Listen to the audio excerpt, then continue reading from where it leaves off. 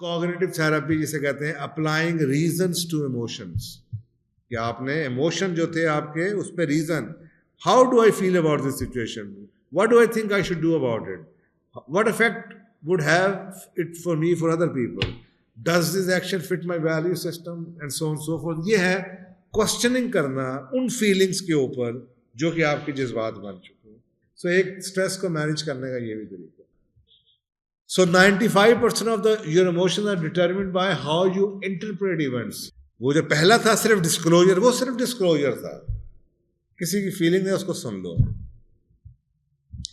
अब आप आते हैं, किसी की फीलिंग्स को आपने सुन लिया लेकिन उस फीलिंग को कंट्रोल नहीं हुआ, वो फीलिंग इमोशंस में आ गई, मैं अब उसको तलाक देने जा रहा हूं, मैंने आज उसको कत्ल कर देना है। क्या हुआ? फीलिंग्स मैनेज नहीं हुई, they converted to into emotions. और इमोशंस डेंजरस होते हैं क्योंकि इमोशंस में लोग बड़ा कुछ कर जाते हैं।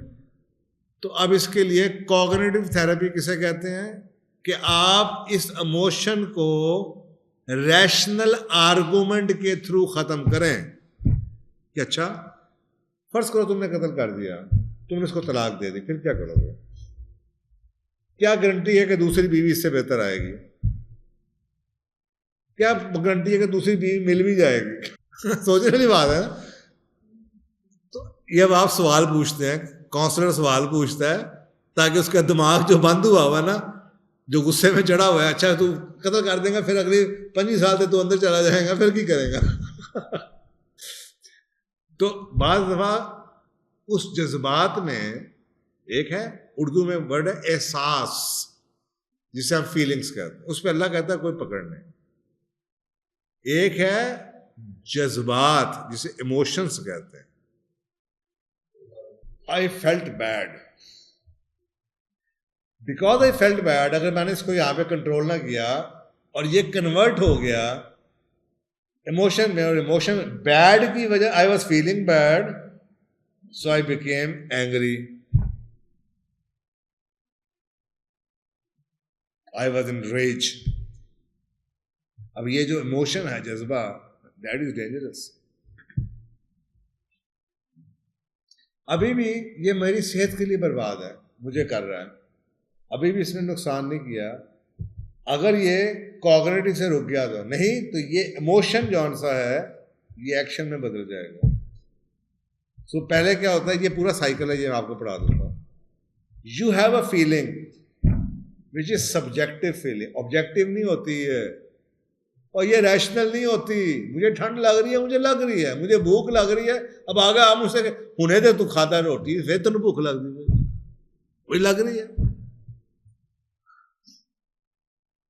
यू सी, इसीलिए वर्ड लिखा हुआ है there are always subjective, objective नहीं है। इसलिए किसी की फीलिंग्स को कभी चैलेंज ना करें। आप ये कह सकते हैं I am sorry, I did not want you to feel that way, but I respect your feelings.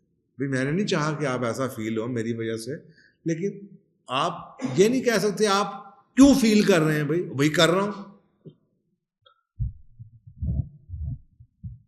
ये सब्जेक्टिव है। नंबर 2, वो कहते हैं कि सब्जेक्टिव फीलिंग्स अगर थॉट्स में बदलेंगी, फीलिंग आई इसको रोक लें, नहीं तो आप ये सोच में बदल जाएगी। अगर आपने इस पे इंडल्ज किया, डाइवर्ज किया, इस पे सोचना शुरू कर दिया कि मुझे बड़ा बुरा लग रहा है, मुझे बड़ा बुरा लग रहा है, मुझे बड़ा, तो आप सोचना शुरू कर देंगे मैं बस आपकी बात ये करना है, तो ये अगले स्टेज पे डेंजरस होती चली जाएंगी। यानी कि सब्जेक्टिव फीलिंग कॉग्निटिव रिस्पॉन्स में चली गई, जिसको हम थॉट कहते हैं, और उसके बाद ये फिजियोलॉजिकल रिस्पॉन्स में, यानी कि हार्मोनल एक्टिविटी में कन्वर्ट हो गए। जैसे हमने आपको बताया है कि अब एंगर का, रिजेंटमेंट का, इसका उसका, सबके हार्मोनल बैलेंस का फर्क है। अब वो गुस्सा आ गया, स्ट्रेस आ गया, अब हमारी बॉडी की केमिस्ट्री बदल रही है, अंदर से हार्मोन्स पैदा हो रहे हैं। अगला स्टेप ये है कि इमोशनली रिलेटेड बिहेवियर, यानी कि बॉडीली एक्शन, जो अंदर हार्मोन पैदा हुए वो आंखों में आने शुरू हो गए, आवाज ऊंची होनी शुरू हो गई, आंखें लाल होनी शुरू हो गई। वो जो गुस्सा क्रिएट हुआ और उस गुस्से के पीछे जो सेरोटोनिन और डोपामीन थी वो अब निकल रही है। मैंने उछलना शुरू कर दिया। वो कहते बंदे को पकड़ रहे होते हैं, मैं छटांगा नहीं, वो आंखों में आ रही है और लाल हो रही हैं। ये उसका रिस्पॉन्स है बॉडीली उन हार्मोन्स का। और उसके बाद क्या होता है, it converts into mental disorder, या जो इसका मतलब है कि ये जो फीलिंग्स हैं, जो एक्सपीरियंस होता है, जो मैंने बताया, it's not what happens to you, it is how you interpret. अगर आपने इसको सोचों में ना जाने से रोका तो जो सब्जेक्टिव फीलिंग थी वो आपकी रियलिटी बन जाएंगी। नहीं, दरमियान में एक स्टेज है, आप उस पर सोचते हैं, फीलिंग आई, अगर मैं इसको लेट गो कर दूं, इग्नोर कर दूं, तो कहानी खत्म हो गई। But if I start thinking about it, अब ये बीच पक्का होना शुरू हो गया। अब मेरा दिमाग इसको रैशनलाइज करना शुरू कर देगा कि मेरे साथ जुल्म हुआ है। हाँ वाकई यार, उसको ये नहीं करना चाहिए था, ये हो गया, बस मैं वो। सो आपके पास वो कहते हैं ना, एक ट्रिगर है, एक रिस्पॉन्स है, दरमियान में थोड़ी सा क्वेश्चन मौजूद है। Stimulus, response.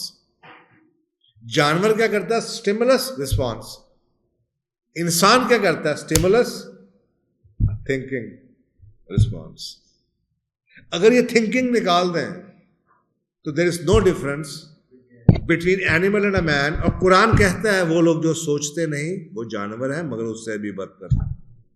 ये है वो थॉट का प्रोसेस जो कि इंसान को इंसान बनाता है। फीलिंग्स आई जो स्टिमुलस है, थॉट पे अल्लाह ने इख्तियार दिया इसलिए माफ नहीं है, फीलिंग्स पे अल्लाह ने आपको इख्तियार नहीं दिया इसलिए माफ है। जिस चीज पे अल्लाह ने इख्तियार नहीं दिया वो माफ, जिस चीज पे इख्तियार है उस पे पेनल्टी है। क्यों सोचा? इस बारे में सोचा क्यों? तो ये है जनाब पूरी की पूरी साइंस।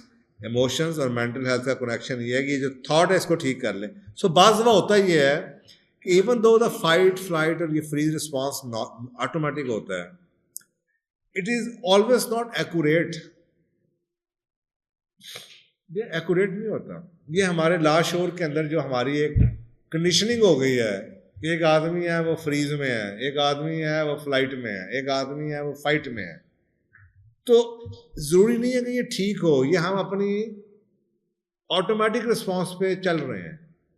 तो इस ऑटोमेटिक रिस्पॉन्स को ब्रेक करने के लिए भी जरूरी है कि हम कॉग्निटिव सिचुएशंस को कॉग्निटिव हैंडल करें कि यार क्या वाकई ये खतरा है, क्या ये वाकई इशू है जिस पे जाके मैं एड्रेस करूं, क्या वाकई ही मुझे ये बात बॉस से करनी चाहिए, क्या वाकई ही मुझे इस शख्स को थप्पड़ मारना चाहिए, क्या वाकई ही मुझे ये कहना चाहिए। ये जो कॉग्निटिव है उसके बाद आप डिसाइड करते हैं कि आपने फ्लाइट में रहना है, फाइट में जाना है, फ्रीज में जाना है।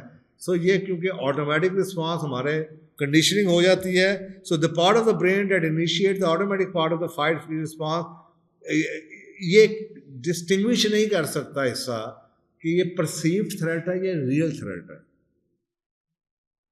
आपको सोचा ना यार शेर है, यार शेर तो है भाई, दरमियान में जंगला लगा हुआ है, तो ये कहां से आएगा? Cognitive response. यार जहाज क्रैश हो जाता है, बिल्कुल ठीक है हो जाता है, but what is the percentage of people dying from air crashes? What is the probability? लोग कहते हैं जहाज का सफर सेफ नहीं है, तो क्या ट्रेन का सेफ है? सोचने की बात है ना। हाँ जी, परिंदा लगे तो जहाज की स्क्रीन उड़ जाती है, बिल्कुल ठीक है, व्हाट इज द प्रोबेबिलिटी कि आपका परिंदा पिछले इतने सालों में कितने जहाज़ों को परिंदे लगे हैं और कितने जहाज क्रैश हुए।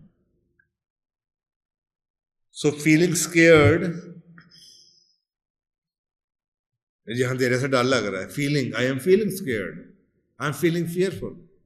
बड़े अगर मैं इसके ऊपर अपना कॉग्निटिव क्वेश्चनिंग शुरू कर दूं कि अच्छा मैं 10 साल से रहता हूं, बाहर आता हूं, क्या हुआ है, शेर आ जाएगा क्या, सांप मेरे पीछे भागना शुरू कर देगा, पीछे कोई शेर रहेगा लगा है, क्या चूहा निकल आएगा, न्यूरा निकल आएगा, सांप निकल आएगा। सांप तो भी किसी इंसान के पीछे कभी नहीं भागता अनलेस उसके आप खुड्डे में जाके हाथ दे दो। तो कॉग्निटिव रिस्पॉन्स जो सा है वो आपको इन चीज़ों को हैंडल करने देता है कि आपको क्या फ्राइट में रहना चाहिए, फ्रीज में रहना चाहिए, या आप किसी चीज़ के ऊपर बात कर सकते हैं। तो ये है स्ट्रेस को हैंडल करने की जो थ्रेट लग रहा है आपको जिस चीज़ से, यार सुबह इम्तिहान है, यार सुबह मैंने प्रेजेंटेशन देनी है, यार ये आ रहा है, तो उसको खुद ही आप क्वेश्चनिंग करके कॉग्निटिवली बात करते हैं कि यार व्हाट इज द चांसेस कि मैं इस्लामाबाद नहीं पहुंच पाऊंगा, व्हाट इज द चांस कि मैं फेल हो जाऊंगा, व्हाट इज द चांस कि मेरी गाड़ी का एक्सीडेंट हो जाएगा, व्हाट इज द चांस कि ये हो जाएगा। So you start questioning.